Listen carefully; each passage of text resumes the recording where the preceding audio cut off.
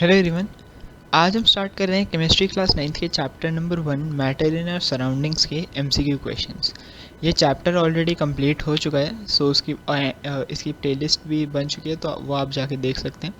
And last video में हमने जो टिश्यूज़ वाला चैप्टर है वो कंप्लीट कर लिया था। तो आज हम ये एमसीक्यू क्वेश्चंस स्टार्ट करते हैं। तो क्वेश्चन नंबर 1 है हमारे पास यहाँ पे, which of the following phenomena would increase on raising the temperature. मतलब अगर हम टेम्परेचर को इंक्रीज़ करते हैं तो इनमें से कौन सा फिनोमिना अकर होगा। Diffusion, evaporation, compression of gases. तो देखो डिफ्यूजन, जो कंप्रेशन ऑफ गैसेस लिखा है यहाँ पे, वो चीज़ नहीं होगी, बिकॉज जब हम टेम्परेचर को इंक्रीज़ करते हैं तो गैसेस एक्सपैंड होती हैं। बी पार्ट में भी कंप्रेशन ऑफ गैसेस लिखा है, जो गलत है। एंड डी पार्ट भी अगर आप पढ़ें तो वहाँ भी कंप्रेशन ऑफ गैसेस लिखा है, बट जो सी वाला पार्ट है वहाँ पे लिखा है evaporation, diffusion and expansion of gases. अब expansion of gases correct answer, मतलब इवेपोरेशन एंड डिफ्यूजन तो है ही, अगर हम टेम्परेचर बढ़ाते हैं तो इवेपोरेशन भी होता है और डिफ्यूजन भी होता है, बट एक्सपेंशन ऑफ गैसेस भी होता है, जो सी पॉइंट में ही लिखा है सिर्फ। बाकी तीनों पॉइंट में ए बी डी में कंप्रेशन ऑफ गैसेस है, जो गलत है। तो यहाँ पे हमारे पास करेक्ट आंसर है option number C. Next question, Seema visited a natural gas compressing unit and found that the gas can be liquefied under specific conditions of temperature and pressure। मतलब सीमा ने एक नेचुरल गैस कंप्रेशन यूनिट में जाके देखा कि जो gas है हम उसको लिक्विफाई कर सकते हैं कुछ स्पेसिफिक कंडीशंस में। मतलब अगर हम टेम्परेचर और प्रेशर के साथ कुछ ना कुछ करते हैं तो वो जो गैसेस हैं वो लिक्विफाई हो सकती हैं। तो अब वो कौन से करेक्ट सेट हैं कंडीशंस के, मतलब कौन सी कंडीशंस होते हैं। लो टेम्परेचर एंड लो प्रेशर नहीं, क्योंकि लो टेम्परेचर हम रखते हैं पर जो प्रेशर होता है वो हाई रहना चाहिए, बिकॉज ये चीज़ मैंने आपको बताई थी कि हाई प्रेशर में जो गैसेस होती हैं वो लिक्विफाई होती हैं, और हाई प्रेशर की वजह से वहाँ का आसपास का टेम्परेचर बहुत बढ़ जाता है। तो उसको मिनिमम रखने के लिए हम अपने आप से वहाँ का टेम्परेचर लो कर देते हैं।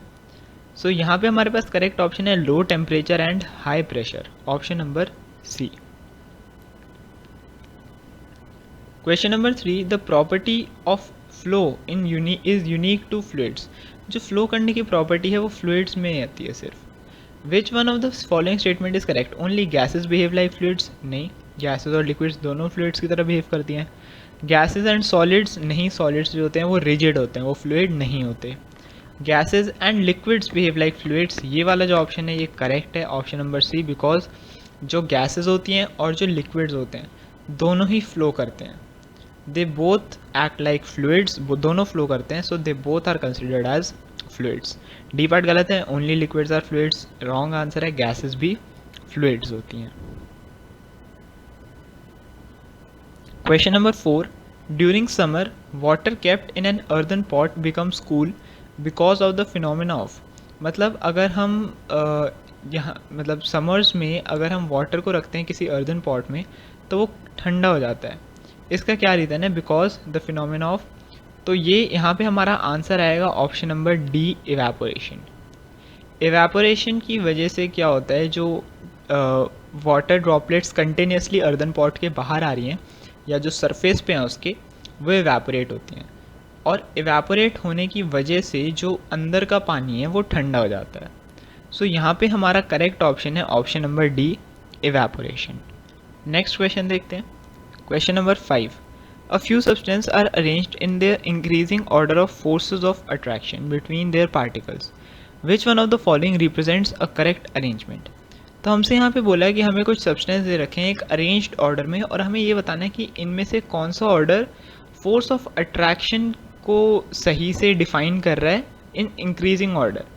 मतलब जो सबसे पहले है उसका सबसे कम होना चाहिए फोर्स ऑफ अट्रैक्शन, फिर उससे ज़्यादा, एंड देन सबसे ज़्यादा। तो फर्स्ट हमें दे रखा है वाटर एयर विंड, मतलब लिक्विड गैस सॉलिड, जो गलत है। गैसेस का कम होता है लिक्विड से, तो एयर को पहले आना चाहिए था, so first is wrong. Second, air sugar oil, which means gas solid liquid, जो गलत है। करेक्ट ऑर्डर क्या होता है, गैस सॉलिड और गैस लिक्विड और सॉलिड, पहले गैस फिर लिक्विड फिर सॉलिड। तो ये जो ऑर्डर है ये ऑप्शन नंबर सी अगर आप देखोगे तो वो फॉलो कर रहा है। ऑप्शन नंबर सी क्या है, oxygen water sugar gas liquid solid. So option number C is correct option. D में सॉलिड लिक्विड गैस है जो उल्टा है, अगर डिसेंडिंग में या डिक्रीजिंग में पूछा जाता तो ऑप्शन नंबर डी हमारे पास करेक्ट आंसर होता। Question number 6, on converting 25 degree Celsius, 38 degree Celsius and 66 degree Celsius to kelvin, the correct sequence of temperature will be. तो देखो सब में 273 प्लस कर दो, 273 प्लस 25, 273 प्लस ये कितना है 38 एंड 273 प्लस 66। अब आप इन तीनों को प्लस करो, 5 एंड 3 8 9 2 298, फिर यहाँ पे आ जाएगा 7 8 9 10 11 311 एंड इनको प्लस करेंगे आ जाएगा 9 3 3 339। तो तो ये 298 311 एंड 339 हमें कौन से ऑप्शन में दिखाई दे रहे हैं, that is option number A. तो यहाँ पे हमारा करेक्ट ऑप्शन हो जाएगा option number A. Simple question था, बस हमें तीनों में 273 ऐड करना था। Question number 7, choose the correct statement from the following. Conversion of solid into vapour without passing through the liquid state is called vaporisation.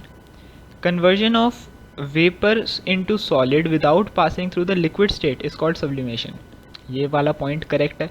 First वाले में जो सॉलिड इनटू वेपर है उसे हम वेपराइजेशन नहीं कहते, उसे हम सब्लिमेशन कहते हैं, जो चीज़ सेकेंड वाले पॉइंट में कवर हो रखी है। फिर conversion of vapour into solid without passing through the liquid state is called freezing. नहीं, अगर लिक्विड स्टेट नहीं आ रहा तो चाहे वो कोई भी टर्म हो वो सब्लिमेशन होगी, चाहे वो सॉलिड टू गैस हो या गैस टू सॉलिड हो। अगर लिक्विड फेज बीच में नहीं आ रहा so that term would be sublimation. तो यहाँ पे हमारा जो करेक्ट ऑप्शन है वो है ऑप्शन नंबर बी। डी में सब्लिमेशन है पर डी में प्रोडक्ट्स हमारे पास गलत दे रखे हैं, सॉलिड टू लिक्विड नहीं, सॉलिड टू लिक्विड तो मेल्टिंग होता है, सॉलिड टू गैस या गैस टू सॉलिड। सो यहाँ हमारा option number B is the correct option. 8, the boiling point of diethyl ether acetone and n butyl alcohol, ये कुछ compounds के नाम है, ठीक है। वो हमें दे रखे हैं 35 degree, 56 degree and 118 degree. Which of the following is correctly represent there boiling point in kelvin scale. यहाँ भी सेम चीज़ करनी है, हमें 273 सब में ऐड करना है। सो 273 प्लस 35 आपको मिलेगा 308, आप प्लस करके देख लेना। फिर 273 प्लस 56 ये बन जाएगा आपका 329 kelvin and last 273 plus 118 it will become 391 kelvin. तो ये जो मैंने बताया अभी आपको 308, 329 एंड 391, ये तीनों ऑप्शन आपके दे रखे हैं ऑप्शन नंबर सी में। सो यहाँ पे जो हमारा करेक्ट ऑप्शन होगा वो होगा option number C, 308 kelvin, 329 kelvin and 391 kelvin. So option number C is the correct option. Question 9, which condition of the following will increase the evaporation of water. क्या कौन सी चीज़ इसमें से इवेपोरेशन ऑफ वाटर इंक्रीज़ करेगी, increase in temperature of water. हाँ, ये point तो सही है, फर्स्ट पॉइंट है कि अगर हम टेम्परेचर बढ़ाते हैं तो जो वाटर तो जो इवेपोरेशन का रेट है वो अपने आप बढ़ जाएगा, ठीक है। यही होता है नॉर्मली देखते हैं ये चीज़। तो हम अगर हमने कोई चीज़ गैस पे रखी है, या मान लो वाटर गैस पे रखा है, अब अगर हम गैस बढ़ा देंगे, गैस को इंक्रीज़ कर देंगे तो जल्दी टेम्परेचर बढ़ेगा और वाटर जल्दी इवेपोरेट हो जाएगा। Decreasing the temperature is inversely proportional, तो ये सही नहीं है। लेस एक्सपोज सरफेस, नहीं, गलत है, ज़्यादा एक्सपोज सरफेस होना बेटर है। Adding common salt to water, common salt add करने से उसका बॉइलिंग पॉइंट बढ़ जाता है जिससे एवेपोरेशन भी देर से होती है। तो यहाँ पे हमारे पास करेक्ट ऑप्शन है option number A. 10th question, in which of the following conditions the distance between the molecules of hydrogen gas would increase. तो पहले तो हमें ये 4 स्टेटमेंट्स दे रखे हैं और उसके बाद पूछा इनमें से कौन सी स्टेटमेंट करेक्ट है। तो यहाँ पे हमें 4 ऑप्शन दे रखे हैं।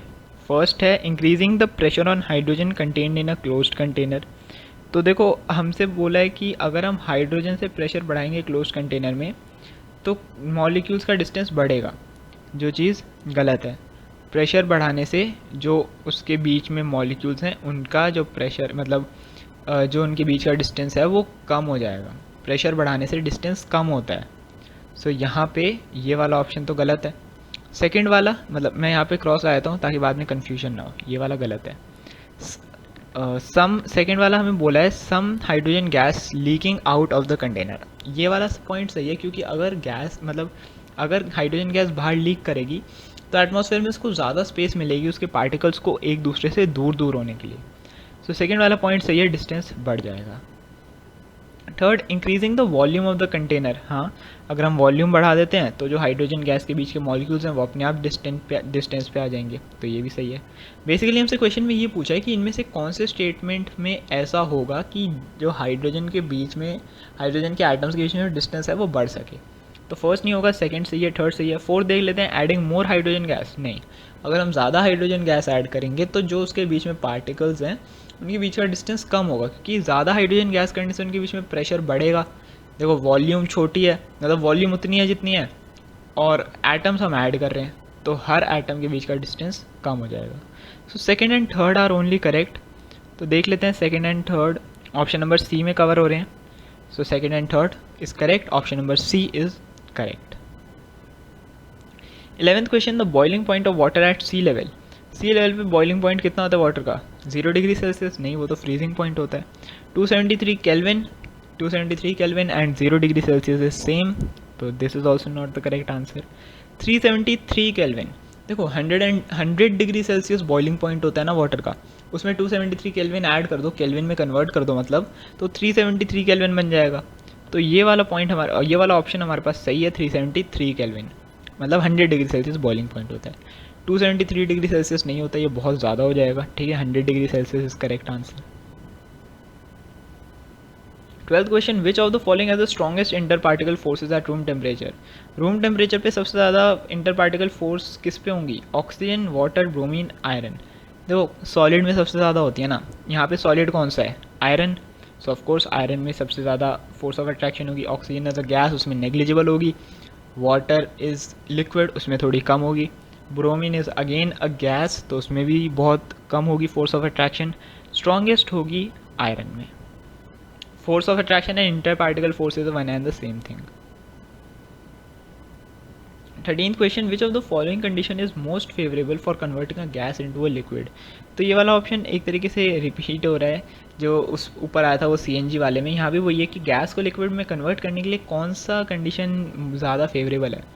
सो फर्स्ट पॉइंट ही सही है यहाँ पे, high pressure and low temperature. Pressure high रखें और उस हाई प्रेशर से जो टेम्परेचर बढ़ा है उसको कम करने के लिए हम अपने आप से टेम्परेचर लो कर दें आसपास का, तो ये करेक्ट ऑप्शन है, option number A, high pressure and low temperature.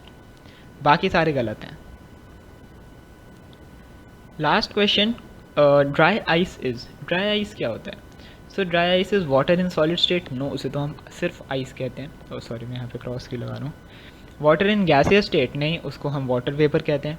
CO2 in liquid state, उसको हम लिक्विड कार्बन डाइऑक्साइड कहते हैं। CO2 in solid state is the correct answer.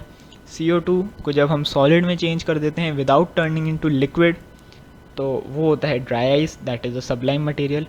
तो यहाँ पे हमारा करेक्ट ऑप्शन है ऑप्शन नंबर डी, CO2 इन सॉलिड स्टेट। इसी के साथ हमने फर्स्ट चैप्टर के कुछ 14 या MCQs करें। नेक्स्ट वीडियो में हम इसी फर्स्ट चैप्टर के लक्ष्मी सिंह के जो क्वेश्चन आंसर्स होते हैं, very short and long and MCQs भी जो उस बुक में दे रखे हैं, वो कवर करेंगे।